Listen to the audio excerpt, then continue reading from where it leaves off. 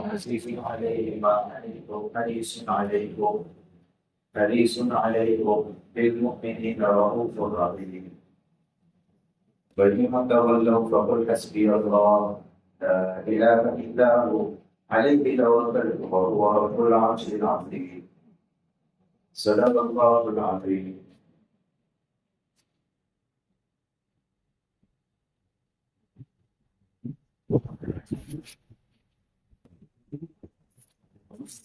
مجھے اس طرح سے یہ بات آئی تھی کہ ابراہا کا جو واقعہ پیش آیا تھا کعبے کو اٹھانے کا، اس کے 50 یا 55 دن کے بعد آپ صلی اللہ علیہ وسلم کی ولادت 8 ربیع الاول، 9 ربیع الاول، 12 ربیع الاول، مختلف تاریخ علماء نے نقل کی. کوئی متعین تاریخ منقول نہیں ہے کہ اسی دن فکس متعین طور پر آپ کی ولادت. پھر اس کے بعد 2-3 مذکورات نے آپ کو دودھ پلایا. سب سے پہلے آپ کی والدہ نے آمینہ، پھر اس کے بعد سویبہ جو باندھی تھی انہوں نے پلایا، پھر اس کے بعد حلیمہ سعدیہ جو ایک دیہات سے آئی تھی، قبیلہ بنو سعد کی رہنے والی، انہوں نے آپ کو لے کر گئے. پھر وہاں جانے کے بعد ان کو دودھ پلایا، پھر واقعات بھی پیش آئے. اس طرح سے یہ سلسلہ چل رہا تھا. تو میں نے بتایا تھا شرط صدر کا واقعہ پیش آیا، حلیمہ سعدیہ کے پاس ہی یہ پیش آیا. 4 مرتبہ پوری زندگی میں آپ صلی اللہ علیہ وسلم کے یہ واقعہ پیش آیا کہ آپ کے فرشتے تشریف لائے، آپ کے سینے کو پیٹ کو چاک کیا، اس میں سے دل کو نکالا، دل کو بھی چاک کر کے اس میں سے کچھ ٹکڑے گوشت کے نکالے اور اس کو دھویا وغیرہ. وہ 4 مرتبہ، ایک مرتبہ سب سے پہلے 4 سال کی عمر میں یہ واقعہ پیش آیا جب آپ حلیمہ سعدیہ کے پاس میں دودھ پینے کے. دوسری مرتبہ جب آپ کی عمر 10 سال کی تھی جب یہ واقعہ پیش آیا. تیسری مرتبہ نبی بنانے سے پہلے 40 سال کی عمر میں آپ کو نبوت دی گئی، تو نبی بننے سے پہلے بھی یہ واقعہ پیش آیا. کیوں ہوا ہے یہ سب، وہ آئے تعبیر سر. اور چوتھی مرتبہ معراج کے وقت، کیونکہ آپ صلی اللہ علیہ وسلم کو معراج پہ جانا ہے، نبی بننے کے بعد معراج ہے، تو وہاں جانے سے پہلے بھی یہ واقعہ پیش آیا. تو ہوا ایسا تھا، ایک مرتبہ آپ صلی اللہ علیہ وسلم اپنے رضائی بھائی، دودھ پیتے بھائی کے ساتھ کہیں گئے ہوئے تھے بکریاں چرانے یا کھیلنے کے لیے کدھر بھی. اچانک ان کے رضائی بھائی دوڑتے ہوئے گھر پہ آئے اور کہنے لگے امی سے، اپنے حلیمہ سعدیہ سے، کہ دیکھو گھبرایا ہوا چہرہ تھا اور خوف کے آثار تھے چہرے پر. کہنے لگے کہ جلدی چلو، میرا جو رضائی بھائی ہے اس کے پاس 2 شخص آئے اور انہوں نے اس کا سینہ پیٹ چاک کر کے سینہ کھول کر اس میں سے دل نکالا. فوراً آپ لوگ چلو دیکھنے کے. چنانچہ حلیمہ سعدیہ اور ان کے شوہر فوراً دوڑتے ہوئے گئے. دیکھا تو آپ صلی اللہ علیہ وسلم کا چہرہ تھوڑا گھبرایا ہوا ہے، خوف ہے، اور آپ کھڑے، اور اتنے میں وہ لوگ فرشتے جو آئے تھے وہ کر کے نکل چکے. آپ صلی اللہ علیہ وسلم کو سینے سے لگایا حلیمہ سعدیہ نے، بات چیت کی کیا ہوا، آپ کا چہرہ کیوں گھبرایا ہوا. تو آپ صلی اللہ علیہ وسلم نے پورا واقعہ سنا کہ جبرائیل اور میکائیل یہ 2 فرشتے آئے اور انہوں نے یہ پورا سلسلہ شروع کیا اور دل کے اندر میں سے بھی چیر کر 2-3 ٹکڑے نکالے. علماء نے لکھا ہے کہ وہ شیطان کے وسوسے وغیرہ جو تھے وہ سارا اسی وقت 4 سال کی عمر میں نکال دیا ہے. جو 2-3 ٹکڑے تھے وہ شیطان کے وساوس اور برے خیالات وہ سارے نکال دیے.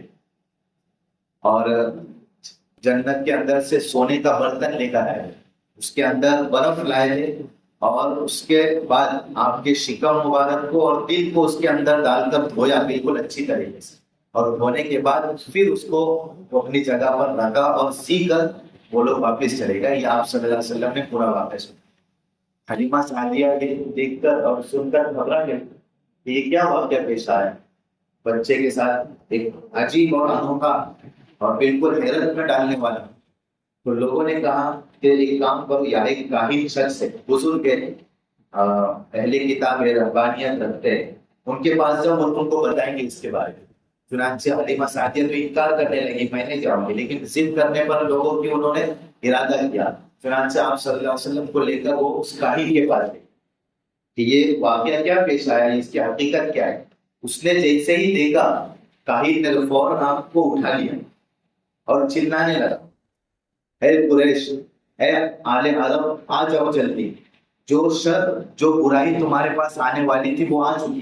یہ کہنے لگا نعوذ باللہ، اگر تم نے اس کو قتل نہیں کیا اس بچے کو، تو پھر یہ تمہارے درمیان ایسے دین کو پھیلائے گا جس دین کو اس سے پہلے تم نہیں جانتے تھے، اور تمہارے باپ دادا کے دین کو مٹا دے گا، اس لیے اس کو قتل کرو، مجھے بھی قتل کرو۔ یہ چلانے لگا۔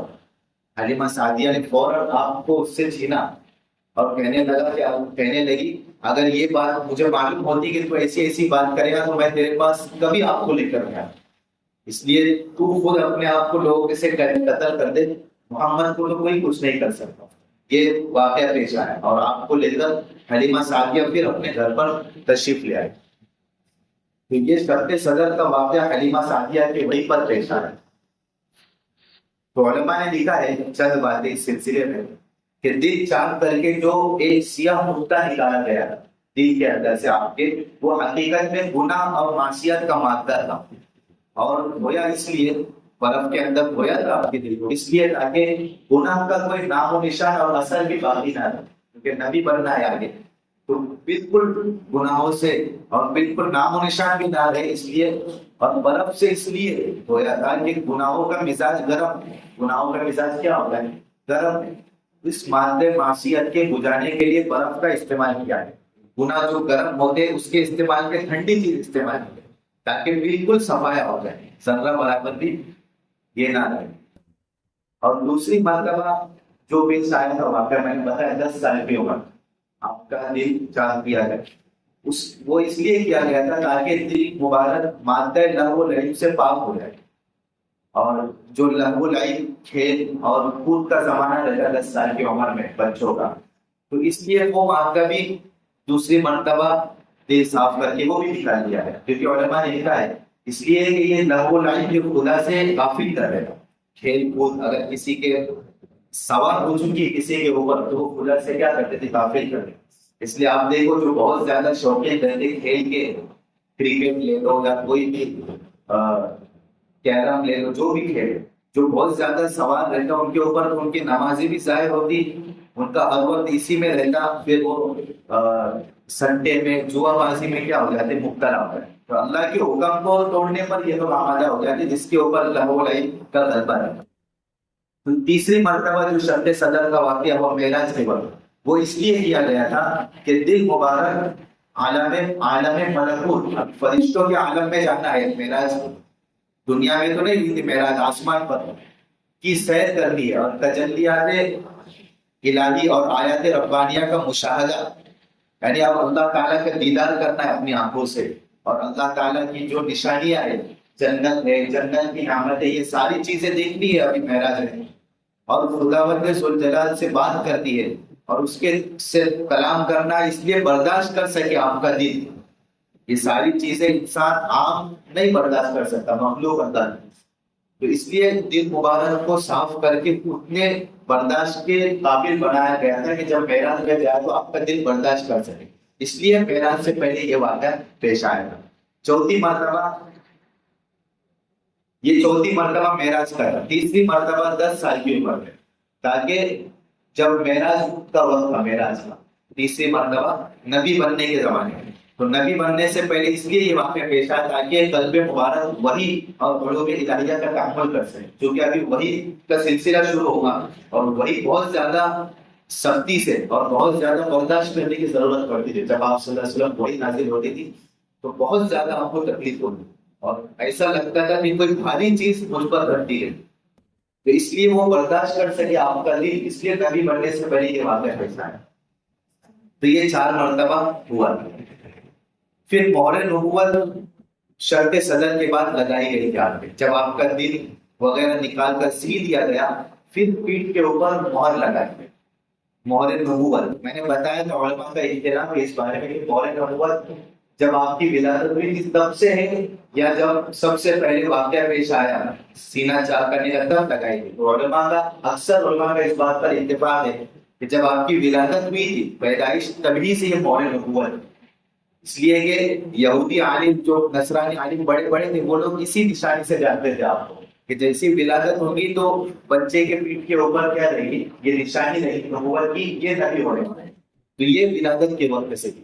تو اس وقت کیوں مہر لگائیں گے؟ تجدید کے لیے، ہے نا، کیا بولیں گے اس کو، واپس سے کرنے کے لیے، اپڈیٹ کہو یا جو بھی کہو، تو اس لیے یہ لگائی گئی تھی۔ اور اس کی وجہ یہ ہے کہ کوئی محفوظ چیز، کسی چیز کی حفاظت اپنے ذمہ مقصود ہوتی ہے تو اس کو اپن پیک کر دو۔ مثال کے طور پر ایک خط ہے، اپنے کو بھیجنا ہے نا، بمبئی بھیجنا ہے، تو آپ اس کو لکھیں گے، اس کو پیک کریں گے اور اس پہ اسٹیمپ لگا دیں گے یا مہر لگا دیں گے کہ بھائی اب یہ پورا پیک ہو گیا، اب اس کے اندر کی چیز ضائع نہیں ہوگی، باہر نہیں نکلے، ہے نا۔ کوئی سونے کی تھیلی ہے یا پیسے کی تھیلی ہے تو اس کو اپن کارڈ باندھ کے رکھیں کہ بھائی اندر کے پیسے گرے ہیں، یہ محفوظ رہے گی۔ اسی طرح اللہ تعالیٰ کی طرف سے فرشتوں کے ذریعے آپ صلی اللہ علیہ وسلم کے قلب اطہر کے اندر علم، اللہ تعالیٰ کا علم اور یہ سارے کلام الہیہ کی تجلیاں ڈال دی گئی۔ اب یہ محفوظ رہے، اس لیے مہر نبوت لگائی کہ اب دل سینہ بھی چاک کر کے قلب اطہر کو بھی پاک کر دیا، وہ بھی ظاہر باطنی طور پر بھی پاک صاف ہو گئے، اور جو باہر سے جسم کے اوپر اس جگہ سے شیطان وسوسے ڈالتا ہے، یہ علماء نے لکھا ہے یہ بات کہ شیطان کے وسوسے ڈالنے کی جگہ یہ دل کے مقابل پیچھے کا جو حصہ ہے دل کا، وہاں سے شیطان وسوسے ڈالتا ہے۔ ہر بندے کے دماغ میں خیالات جو پورے پورے آتے ہیں وہ کون سے حصے سے؟ جو ہمارا دل ہوتا ہے، دل کا، اسی کے مقابلے میں پیٹ کی طرف، تو وہاں مہر نبوت لگا دی گئی تاکہ شیطان وہاں سے وسوسے بھی نہ ڈالے، سمجھے؟ باطنی طور پر بھی پاک ہو گئے اور ظاہری طور پر بھی کہ کوئی ذرہ برابر بھی خیال پورا آپ کے دل و دماغ میں نہ۔ پھر اس کے بعد حلیمہ سعدیہ گھبرا گئی، فوراً آمینہ، حضرت آمینہ کے پاس لے کر گئی آپ صلی اللہ علیہ وسلم، کیونکہ یہ بچے کے ساتھ ایسا ایسا واقعہ پیش آیا۔ حضرت آمینہ بھی یہ واقعہ سن کر ان کے واقعہ سنانے لگی کہ جب یہ میرے حاملہ تھی، جب یہ پیٹ میں تھی، تب بھی میرے ساتھ ایسے انوکھے اور عجیب واقعات پیش آئے، اور ولادت کے وقت بھی پیش آئے، ولادت کے بعد بھی پیش آئے۔ چنانچہ وہ کہنے لگی کہ یہ کوئی عجیب شان والا بچہ ہونے والا۔ پھر اس کے بعد حضرت آمینہ کے پاس حلیمہ سعدیہ نام کو روانہ کر دی۔ آپ صلی اللہ علیہ وسلم کی والدہ ماجدہ کے پاس آپ رہے، پھر آپ والدہ ماجدہ نے آپ کو مکہ لے جانے کا ارادہ ہے، مکہ میں رہتے تھے، مدینہ لے جانے کا، مدینہ آپ کا ننیھال تھا، آپ صلی اللہ علیہ وسلم کا ننیھال۔ چنانچہ وہاں تشریف لے گئے، آپ کی عمر 6 سال کی تھی، 6 سال کی عمر تھی، مدینہ تشریف لے گئے، کچھ دن وہاں رہے اپنے امی کے ساتھ۔ پھر جب واپس آ رہے تھے، تشریف لا رہے تھے مکہ، تو مقام ابوا میں آپ کی والدہ کا انتقال ہو گیا۔ مقام ابوا میں مدینہ سے واپسی پر آپ کی عمر اس وقت 6 سال کی، اور ام ایمن یہ بھی آپ کے ساتھ اس وقت تھی، جو آپ کی باندھی بھی تھی، ان کے خدمت کے لیے تھی، وہ ان کی والدہ وہ بھی اس وقت آپ کے ساتھ 6 سال کی عمر تھی۔ مقام ابوا کے اندر آپ کی والدہ کا انتقال ہو گیا، اب آمینہ کا۔ اب وہ ام ایمن اگر موجود تھی، انہوں نے آپ کو دیا، اور عبد المطلب جو آپ کے دادا تھے وہ حیات تھے اس وقت، ان کے پاس لا کر سپرد کر دیا کہ دیکھو والدہ کا انتقال ہو گیا، اب آپ کی ذمہ داری ہے ان کو سنبھالنا، ان کی پرورش کرنا۔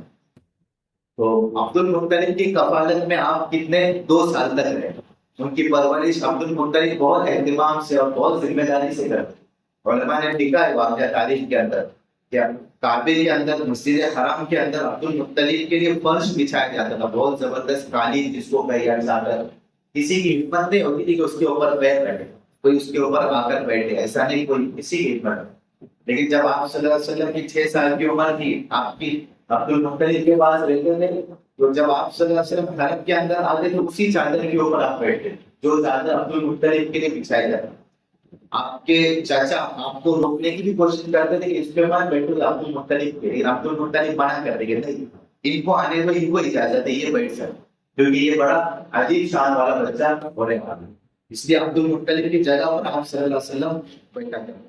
تو بہت اہتمام سے اور ذمہ داری سے آپ کی پرورش کی عبد المطلب۔ پھر 8 سال کی عمر، جب 8 سال ہوئے تو عبد المطلب کا بھی انتقال ہوا۔ 8 سال کی عمر میں ولادت، پیدا ہونے سے پہلے باپ کا انتقال، 6 سال کی عمر میں حضرت آمنہ والدہ کا انتقال، 8 سال کی عمر عبد المطلب جو آپ کے بہت زیادہ قریبی تھے ان کا انتقال ہو۔ عبد المطلب کے انتقال سے پہلے عبد المطلب نے اپنے بیٹے ابو طالب ان کے حوالے کر دیا، جو آپ صلی اللہ علیہ وسلم کے چچا ہیں، کہ ان کی ذمہ داری تمہارے اوپر ہے، ان کو کبھی رنج اور غم میں مبتلا مت کرنا۔ یہ نصیحت کر رہے ہیں عبد المطلب دادا نے اپنے بیٹے کو کہ یہ بچہ ہے، اس کی ذمہ داری تمہارے اوپر۔ چنانچہ 8 سال کی عمر میں جب عبد المطلب کا انتقال ہو گیا تو ابو طالب کی نگرانی میں آپ آ گئے، اور ابو طالب مشہور ہے اتنی خدمت کی، آپ اپنے بیٹوں سے بھی زیادہ اس کی خدمت کرتے تھے۔ ابو طالب نگرانی ذمہ داری آپ صلی اللہ علیہ وسلم کی کرتے تھے، ہے نا۔ کتابوں میں لکھا ہے کہ کعبے کے پاس یا مکہ کے اندر جس بستر کے اوپر اپنے بیٹے سوتے تھے ابو طالب کے، اس جگہ پر آپ صلی اللہ علیہ وسلم کو سلایا کر کہ نہیں، یہ بچوں کی جگہ میرا بھتیجا یہ سوئے گا، یہ ہمارا ہے۔ بہت زیادہ حفاظت ہے۔ اور عبد المطلب کے انتقال کے بعد جنازے میں بھی آپ کو تھوڑی سمجھ بوجھ بھی سنبھال لیا تھا آپ نے۔ جنازے میں آپ ساتھ میں تھے عبد المطلب کے، خود کہتے ہیں جس وقت عبد المطلب کا جنازہ ہونا تو آپ کو دیکھا کہ آپ جنازے کے پیچھے روتے روتے جاتے تھے، یعنی آپ کے آنکھوں سے آنسو جاری تھے۔ ظاہر سی بات ہے نا، دادا ہے اور بہت زیادہ محبت بھی کرتے تھے اور ذمہ داری سے بھی پوری کرتے تھے، اس لیے آپ کے آنکھوں سے آنسو جاری ہوئے۔ ابو طالب کی کفالت میں آپ کچھ دن رہے۔ پھر ایک مرتبہ ایسا ہوا، ابو طالب چونکہ شام کے لیے تجارت کے لیے جایا کرتے تھے، ایک مرتبہ شام کے لیے تجارت کا جانا طے ہوا تو آپ صلی اللہ علیہ وسلم کو آپ نے منع کیا ابو طالب نے کہ آپ مت آؤ، کیونکہ سفر کے اندر معلوم ہے کوئی بھی ڈھونڈ لیتا، کوئی بھی تکلیف پہنچا سکتا، تو بچے کو تکلیف نہ ہوتی ہے، اس لیے آپ کو منع کیا۔ لیکن آپ صلی اللہ علیہ وسلم کے چہرے پر رنج اور غم کے آثار، تھوڑا افسوس، ابو طالب کو فوراً وہ بات یاد آ رہا ہے اپنے ابا کی کہ ان کو غمگین مت کرنا ہے، اس لیے ابو طالب نے آپ صلی اللہ علیہ وسلم کو بھی اپنے ساتھ سفر کے اندر لے لیا۔ اس وقت آپ کی عمر 12 سال ہے۔ اب اس کے اندر بحیرہ راہب ایک راہب تھا، یعنی یہودیوں کا عالم جس کو کہے، سفر کے درمیان جب جا رہے تھے تو ایک جگہ پر پڑاؤ کیا، وہ بحیرہ راہب رہتا تھا، بہت بزرگ اندھا والا یہودی عالم۔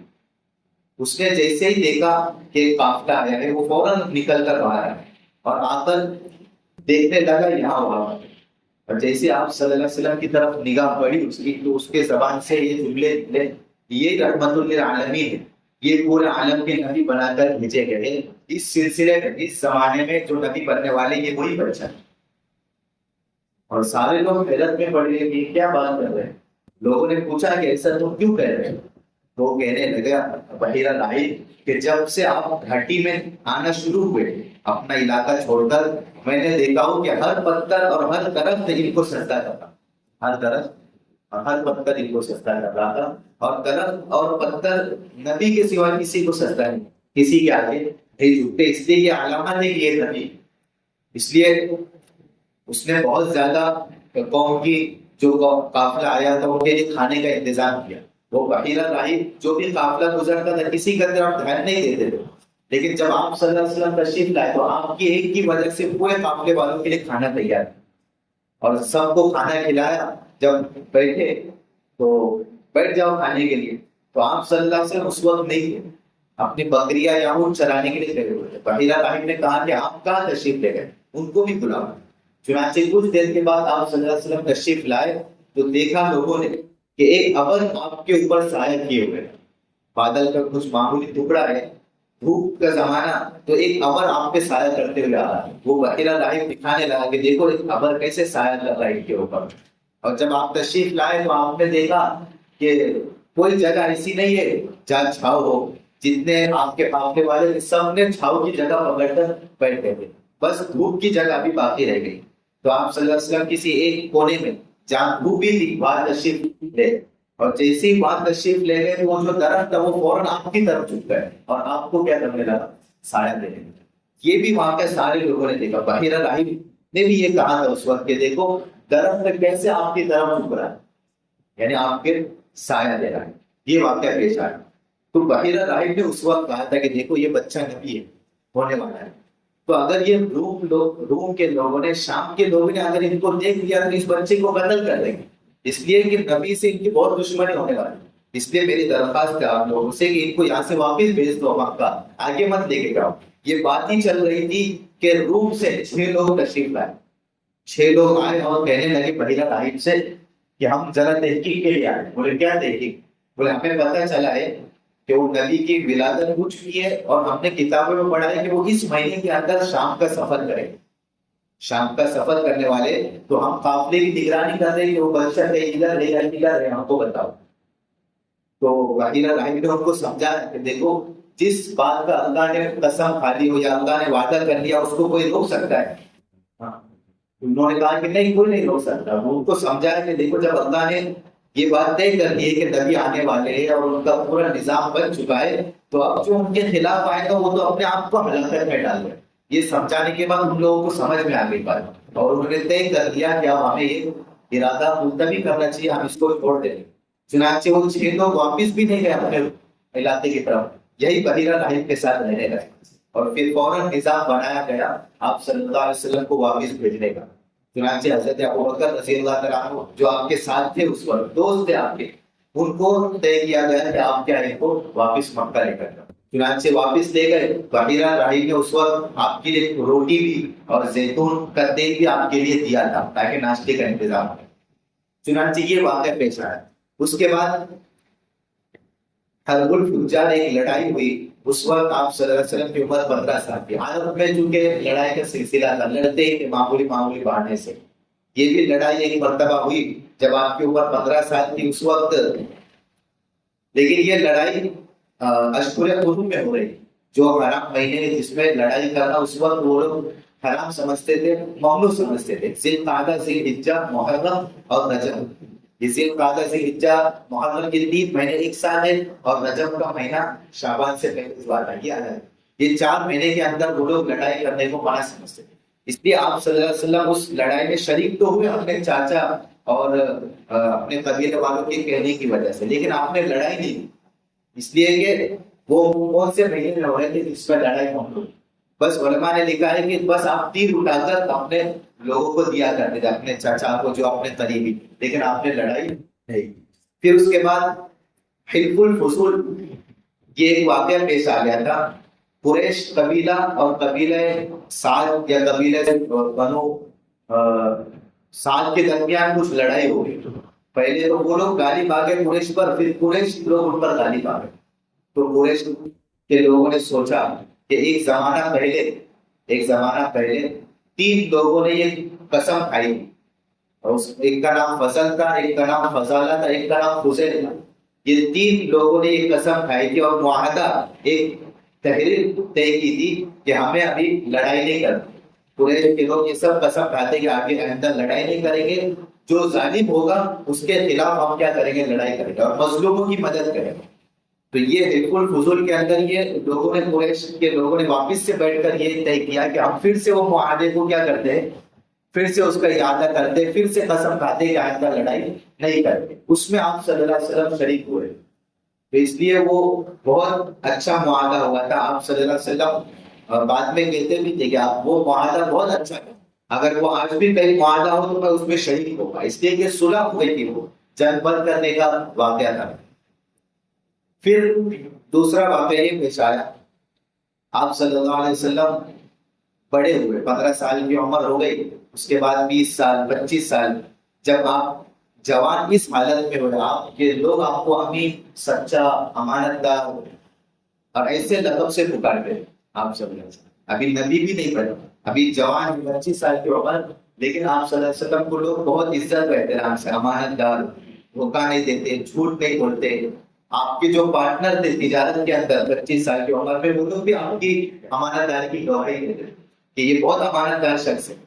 کبھی تجارت میں اور کبھی ایک پارٹنرشپ میں کبھی دھوکہ نہیں دیا، کبھی جھوٹ بھی نہیں. اور اسی وقت آپ بکریاں چرانے بھی جایا کرتے تھے. پہلے زمانے میں جب آپ چھوٹے تھے، 4 سال کی عمر، حلیمہ سعدیہ کے پاس، تب بھی آپ بکریاں چراتے تھے، اور اس عمر میں بھی آپ بکریاں چرایا کرتے تھے. عرب کا معمول تھا بکریاں چرایا کرتے تھے، بلکہ علماء نے تو یہاں تک لکھا ہے کہ بکریاں ہر نبی سے اللہ تعالیٰ نے چروائی، اس کی وجہ لکھی ہے، اس کی حکمت یہ ہے کہ بکریاں کو چرانا، یہ اونٹ اور گائے سے چرانا بھی زیادہ مشکل ہے۔ اونٹ کو چرانا، گائے بھینسوں کو چرانا یہ آسان، لیکن بکریوں کو، بھیڑوں کو، ان کو چرانا بہت مشکل ہے، کیونکہ ان کو آپ لے کر چلیں گے تو کبھی کوئی دوسرے میدان میں چلے جاتا، کبھی کوئی ادھر چلے جاتا، پھر ان کو واپس سے سمیٹنا پڑتا ہے، ان کی نگرانی کرنی پڑتی ہے، پھر کوئی باہر تو نہیں نکل رہا ہے، پھر کوئی بھیڑیا آ کر ان پر حملہ نہ کر دے، کوئی شیر، کوئی بلٹر، کوئی نہ آ کر ان کو اچک نہ لے، اس لیے بہت زیادہ نگرانی کرنا پڑتی بکری کو، کیونکہ نبی کا کام یہ ہے کہ اپنی امت کو لے کر چلے۔ اب بکریوں چرانے سے ان کے اندر وہ صفات، صلاحیت پیدا ہو جائے گی، کیونکہ امت بھی ایسی ہی ہے کہ ایک کو سنبھالو تو دوسرا غفلت کی طرف، پھر دوسرے گناہوں کی طرف، پھر ان کو سمجھانا، پھر ان کی نگرانی کرنا، اور ان کے بھیڑی ہے اور ان کے شیر اور چیتے شیطان ہے، شیطان اول کسی فکر میں کہ امت کو کیسے بھٹکاؤ، اور آپ صلی اللہ علیہ وسلم اس فکر میں کہ کیسے ان کے بھٹکاوے سے میں بچاؤں امت، اس لیے بہت زیادہ نگرانی، ہر وقت فکر پر، ہر وقت کسی پریشانی میں اور غم میں آپ صلی اللہ علیہ وسلم جیتے تھے کہ امت کیسے راہ راست پر آئے، اس لیے آپ سے بکریاں چروائی۔ اس کے بعد شام کا دوسرا سفر طے ہوا۔ حضرت خدیجہ رضی اللہ تعالیٰ عنہ یہ آپ صلی اللہ علیہ وسلم کی پہلی بیوی ہے، سب کو معلوم ہے، یہ اس وقت بہت بڑی تاجرہ تھی اس زمانے میں، اور ان کا مال سب سے زیادہ ایکسپورٹ ہوتا تھا دوسرے شام میں، یمن میں، روم میں، اس دن علاقہ میں، اور جس مکہ والوں کا ایک طرف مال بنتا تھا تو حضرت خدیجہ کا، ان کے اکیلے کا مکہ والوں کے بقدر مال ہوتا ہے، تو بہت بڑی تاجرہ۔ تو انہوں نے دیکھا کہ ایک شخص ہے جو بہت زیادہ امانت دار، سچا ہے، اور تجارت بھی بہت اچھے طریقے سے، سلیقے سے کر رہے، تو حضرت خدیجہ نے یہ سوچا کہ ان کو میں اپنا تجارت کا مال دے کر بھیجتی ہوں۔ ان کو بلا کر آپ صلی اللہ علیہ وسلم کو سے طے کیا کہ یہ تجارت کا مال آپ کو لے کر جانا ہے، اگر آپ اچھی طریقے سے کر لیں گے تو میں آپ کو دگنا اس کا بدلہ دوں، دگنا اجر دوں۔ چنانچہ آپ صلی اللہ علیہ وسلم نے ہاں کر دی کہ ٹھیک ہے میں لے کر جاؤں۔ پھر اس کے بعد سفر شروع ہوا، اور حضرت خدیجہ کا ایک غلام تھا، میسرہ اس کا نام ہے، وہ بھی آپ کے ساتھ ہو گئے۔ چنانچہ آپ تشریف لے جانے لگے، پورا مال سمیٹا، نگرانی کی اور مال لے کر جانے لگے، تو وہاں بھی درمیان میں ایک نستورہ نام کا راہب ملا، نستورہ راہب، پورا بحیرہ راہب ملا تو یہاں نستورہ اس کا نام۔ اس نے جیسے ہی دیکھا آپ صلی اللہ علیہ وسلم ایک درخت کے نیچے آرام فرمائے، نزدیک آ کر کہنے لگا کہ یہ جگہ وہ ہے کہ عیسیٰ ابن مریم کے بعد اس درخت کے نیچے اب تک کوئی نہیں بیٹھا، اس درخت کے نیچے صرف نبی بیٹھے، وہ بیٹھے تھے اور ابھی تم بیٹھے ہو، اس کا مطلب تم بھی کیا ہے، نبی ہونے والا۔ بلکہ علماء نے لکھا ہے کہ نبیوں کے علاوہ کوئی شخص، عام آدمی بھی اس جگہ پر نہیں بیٹھا، اور آپ صلی اللہ علیہ وسلم اس جگہ تشریف لے، اور چنانچہ میسرہ سے پوری بات چیت ہوئی نستورہ راہب کی کہ یہ کیسے شخص ہے، پوری میسرہ نے ان کو کارگزاری دی کہ راستے میں جب ہم آ رہے تھے تو دو فرشتے ان کو سایہ کیے ہوئے، دو فرشتے، میسرہ نے اپنی آنکھوں سے فرشتوں کو دکھا ہے، ہو سکتا ہے اللہ کسی کو دکھا سکتے ہیں، تو اپنی آنکھوں سے میں نے دیکھا دو فرشتے ان کو سایہ کیے ہوئے تھے، اور جب ہم سفر سے واپس ہوئے، جیسے مکہ میں ہم داخل ہونے لگے تو تب بھی ان کے اوپر فرشتوں نے سایہ کیا ہوا۔ حضرت خدیجہ کو فرماتی ہے میں نے اپنے گھر کے اوپر سے دیکھا دور سے آپ کو آتے ہوئے، جو دو فرشتے آپ کو سایہ کیے ہوئے، میں نے اپنے جو آس پاس عورتیں تھیں ان کو بھی بلا کر دکھایا کہ دیکھو اس شخص کے اوپر فرشتے سایہ کیے۔ چنانچہ پورا مال لے کر آئے بیچ کر، اور جتنا نفع حضرت خدیجہ نے سوچا تھا اس سے دگنا نفع آپ صلی اللہ علیہ وسلم کر کے آئے۔ حضرت خدیجہ بہت زیادہ متاثر ہوئی، جو طے ہوا تھا بدلہ اس سے زیادہ آپ صلی اللہ علیہ وسلم کو دیے۔ چنانچہ اس کے بعد حضرت خدیجہ متاثر ہوئی اور یہ پورا معاملہ دیکھا، ان کے چچا زاد بھائی تھے ورقہ بن نوفل، اس کے پاس حضرت خدیجہ نے پورا واقعہ سنا، تو ورقہ بن نوفل نے کہا کہ یہ ساری باتیں نبی کے سلسلے میں ہو سکتا ہے کہ یہ نبی بعد میں جا کر بن سکے، یہ جتنے معجزات اور کرامات اور جتنے ارحاسات لوگ بیان کرتے، چنانچہ حضرت خدیجہ رضی اللہ تعالیٰ متاثر ہو گئی اور ایک محبت آپ کی ان کے دل میں پیدا ہوا۔ چنانچہ آپ صلی اللہ علیہ وسلم کو مشورے سے نکاح کا پیغام بھیجا۔ حضرت خدیجہ رضی اللہ عنہ کی اس وقت عمر 40 سال ہے اور آپ صلی اللہ علیہ وسلم کی عمر 25 سال۔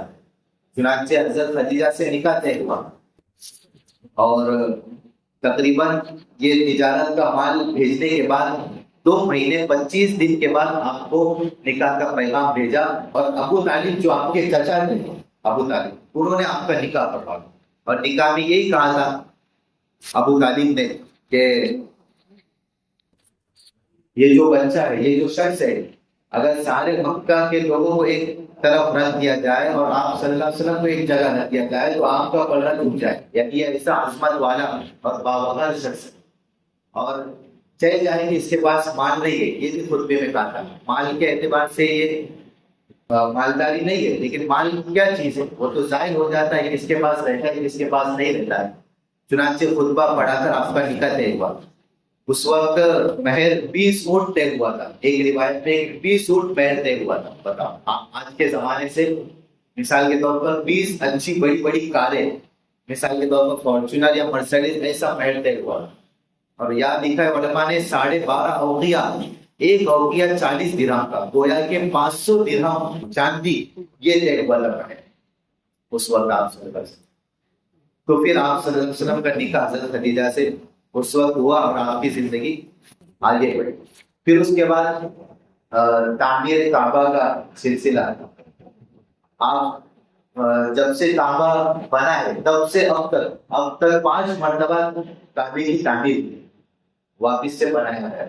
ایک مرتبہ تو سب سے پہلے جب حضرت آدم علیہ السلام دنیا میں تشریف لائے گئے، اللہ نے حکم کیا تھا کہ بیت اللہ کو بنایا ہے، اور حضرت جبرائیل علیہ السلام کو بھیجا تھا اور فرمایا تھا کہ تم پہلے انسان ہو اور یہ پہلا گھر ہے جو عبادت کے لیے بنا ہے۔ چنانچہ اس وقت حضرت آدم علیہ السلام نے سب سے پہلے بیت اللہ بنایا تھا۔ یہ بیت اللہ رہا حضرت نوح علیہ السلام کے زمانے تک۔ نوح علیہ السلام کے زمانے میں جب طوفان آیا، سمندر کا پانی کا طوفان، تو اس وقت کعبہ بالکل مٹ گیا، اس کی بنیادیں جو نشانی تھی وہ سب ختم ہو گئی۔ پھر حضرت ابراہیم علیہ السلام جب تشریف لائے نبی بن کر، پھر ان کو دوبارہ حکم بیت اللہ بنانے کا، جس کا سلسلہ واقعہ میں نے بتا دیا شروع میں۔ انہوں نے حضرت اسماعیل ان کے بیٹوں سے مل کر بیت اللہ کی پھر تعمیر کی، یہ دوسری مرتبہ ہوا۔ تیسری مرتبہ آپ صلی اللہ علیہ وسلم کے نبی بنانے سے 5 سال پہلے بیت اللہ کی پھر سے تعمیر کی ہے۔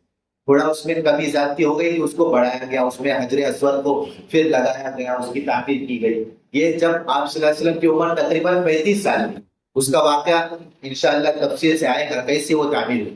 یہ تیسری مرتبہ۔ اور چوتھی مرتبہ عبداللہ ابن زبیر کے خلافت میں، عبداللہ ابن زبیر آپ صلی اللہ علیہ وسلم کے انتقال کے بعد، چاروں خلیفہ کے انتقال کے بعد عبداللہ ابن زبیر کی خلافت قائم ہوئی تھی مکہ۔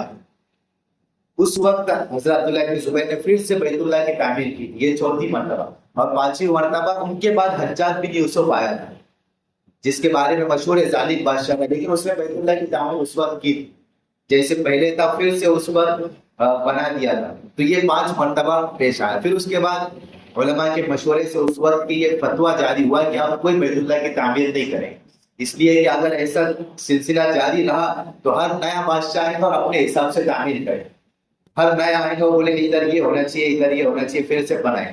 اس لیے اس وقت یہ فتویٰ ہوا کہ اب جیسا ہے اسی حالت پر قیامت کریں۔ اس لیے حجاج بن یوسف کے زمانے میں 5ویں مرتبہ جب تعمیر ہوئی، تب سے اب تک وہی تعمیر ہے جو اس زمانے میں ہوئی تھی۔ اب قیامت تک یہ فتویٰ ہے کہ کوئی اس کو رد و بدل نہیں کر سکتا۔ غلاف چڑھائے جائیں گے نئے ہر سال اور اس پر خوشبو لگائی جائے گی، لیکن توڑ کر یا کمی زیادتی کسی کو اجازت نہیں ہے۔ تو کعبے کی تعمیر جو 35 سال کی عمر میں پیش آئے گی، وہ کیا واقعہ ہے، وہ سلسلہ، وہ پورا واقعہ آئندہ کل انشاءاللہ